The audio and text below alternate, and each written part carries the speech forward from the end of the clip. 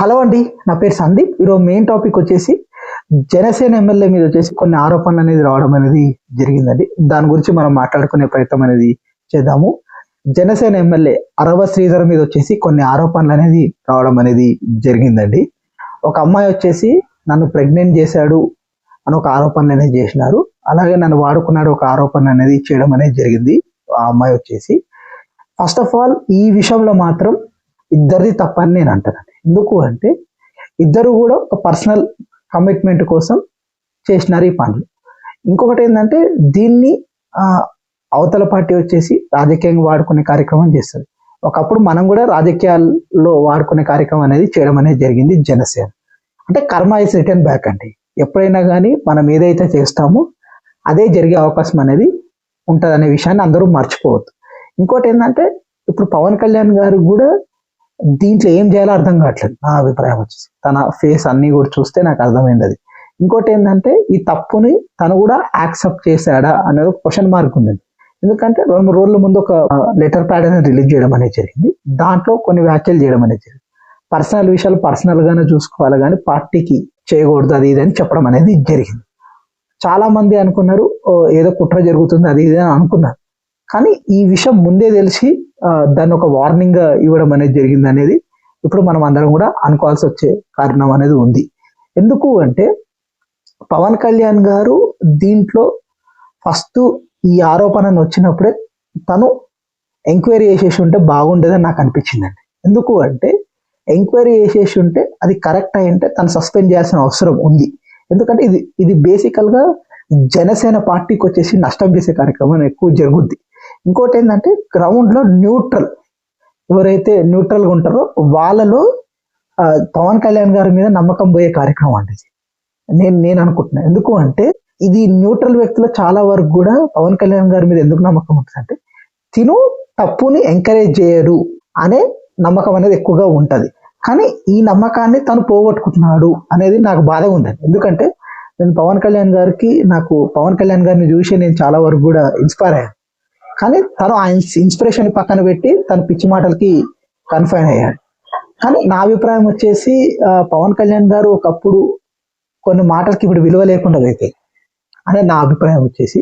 ఇంకోటి ఏంటంటే పవన్ కళ్యాణ్ గారు దీన్ని ఎంకరేజ్ చేయడం అనేది తప్పని నాకు అనిపించింది.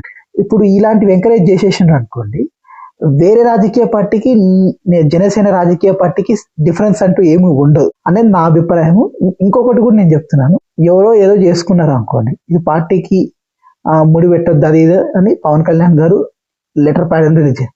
ఒకప్పుడు మనం కూడా ఇది వేగా చేసింది. మనం ఏమైనా వయసు ఇవ్వాలి వదిలిపెట్టినాము, ఎక్కిరిచ్చాం, ఇష్టం ఉన్నట్టు మాట్లాడాం. అదే కర్మ అంటే. ఎందుకంటే మనం ఎప్పుడైనా కానీ ఒకరిని నోటికి వచ్చినట్టు ఏది పడితే అది మాట్లాడితే మనకు కూడా అలాంటివే జరుగుతాయి. అంటే దేవుడి విషయాల్లో కానీ కన్ఫర్మేషన్ లేకుండా ఏ విషయం మాట్లాడద్దు అనే విషయాన్ని పవన్ కళ్యాణ్ గారికి ఇది ఒక పెద్ద పాఠంగా నేను చెప్తున్నాను. ఎందుకంటే ఎవడో చెప్పింది నాకు, వీడోడో చెప్పేసిండు అది కాదు. మన గ్రౌండ్ ఏంటిది, అసలు ఏమి కన్ఫర్మేషన్ అయితే తెలుసుకోవాలి కరెక్ట్ గా ఏం జరుగుతుంది అక్కడ.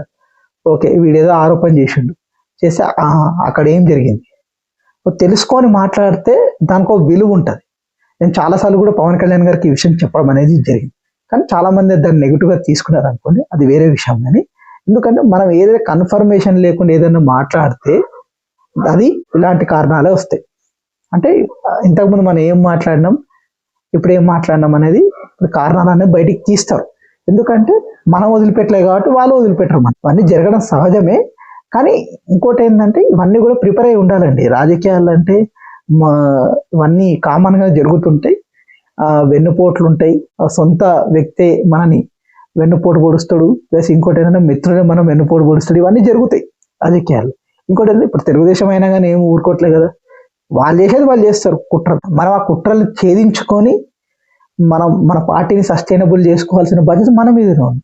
పవన్ కళ్యాణ్ గారు వచ్చేసి తెలుగుదేశం పార్టీకి ఒక లాయల్ వ్యక్తి అని నాకు అర్థమైపోయింది. ఎందుకు అంటే తను జనసేన పార్టీ కన్నా తెలుగుదేశానికి లాయల్ గా తను బిహేవ్ చేయడం అనేది జరుగుతుంది నా అభిప్రాయం వచ్చేసి. ఎందుకంటే ఎవడైనా కానీ ఇప్పుడు ఒక పార్టీని ఇండివిజువల్ గా ఎదగాల్సిన సమయంలో పొత్తు పెట్టుకొని, ఇప్పుడు నేను అదే చెప్తాను, ఎప్పుడైనా కానీ ఇండివిజువల్ గా ఎదగాల్సిన అవసరం ఉంది. ఇప్పటికని నేను పవన్ కళ్యాణ్ గారికి మరీ చెప్తాను. ఎందుకు అంటే ఈ ఇండివిజువల్ గా ఎదగకపోతే ఏవైతే మరకలు పడతాయో ఆ మరకల్లో నువ్వు కూడా బాధ్యతలు అవుతావు. ఎప్పుడైనా వైట్ షర్ట్ ఉంటుంది, వైట్ షర్ట్ మీద మనం ఏదో మరక పడితే అది మరక కనిపిస్తూ ఉంటుంది. ఇప్పుడు పవన్ కళ్యాణ్ గారి సిచ్యువేషన్ అది యాక్చువల్గా అయితే. ఎందుకంటే ఆ మరకను పోగొట్టుకోవాలి అంటే మనం ఇండివిజువల్గా ఎదగాలి, లేకపోతే ఒక తోకపాటిలాగా ఉండిపోయి ఆ మరకలను తీసుకుంటూ ఉండాలి.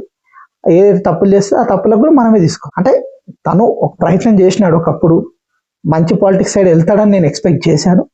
తను కూడా ఒక నీచ రాజకీయాల సైడే వెళ్తున్నాడని నా అభిప్రాయం అండి. ఎందుకు అంటే తను వచ్చేసి ఒక మార్పు తీసుకొస్తాడని నేను అనుకున్నాను. ఆ మార్పు లేదు, ఒక నార్మల్ రాజకీయ పార్టీగా తయారయ్యేది జనసేన. సాడ్ అండి. ఎందుకంటే నేను పవన్ కళ్యాణ్ గారు ఏదో ఊహించుకున్నాను కదా, తప్పని నాకు ఇప్పుడు అర్థమైంది. నెక్స్ట్ ఇంకా నమ్మలే స్టేజ్కి వచ్చేసిన, అంటే నెక్స్ట్ టైం చెప్పిన ఆ మాట నమ్మలే స్టేజ్కి వచ్చేసింది.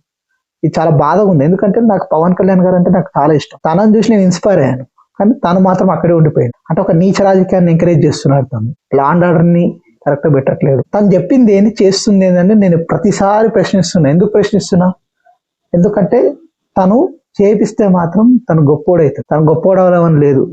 ప్యాకేజీలు తీసుకున్నామా, ఏది తీసుకున్నామా, ఇది తీసుకున్నామా నేను అనొచ్చు, కానీ నాకు బాధగా అనిపిస్తుంది. ఎందుకంటే పవన్ కళ్యాణ్ అనే వ్యక్తి అలాంటి తీసుకునే వ్యక్తి కాదని నేను అనుకుంటాను. కానీ ఎందుకంటే డబ్బు కోసమే ఆశపడితే సినిమాలు ఉన్నాయి కదా, అది చేసుకుంటే సరిపోద్ది కదా. రాజకీయాలు ఎందుకు? ఎంతో కొంత సేవ చేయాలని వచ్చిన వ్యక్తి పవన్ కళ్యాణ్ గారు అండి. కానీ తను కూడా కాంప్రమైజ్ అయిపోతే ఇంకా రాజకీయాలు అనేది ఏముంటుంది చెప్పండి, అభిప్రాయం. దీంట్లో ఎంత చేసినా ఏముంటుంది చెప్పండి, అధికారం ఉన్న వాడితే తప్ప ఏమీ ఉండదు. ఈ కేసులో కొన్ని రోజులకి ర్యాపప్ అయిపోయే స్టేజ్ ఉంటుంది. కానీ వైసీపీకి వచ్చేసి ఒక మంచి అస్త్రం దొరికి. ఇదే అండి నా ఇన్ఫర్మేషన్. కానీ మీకు నచ్చినట్టయితే నా ఛానల్ని సబ్స్క్రైబ్ చేయండి. సబ్స్క్రైబ్ చేసుకొని బెల్ ఐకాన్ని యాక్టివేట్ చేసుకోండి.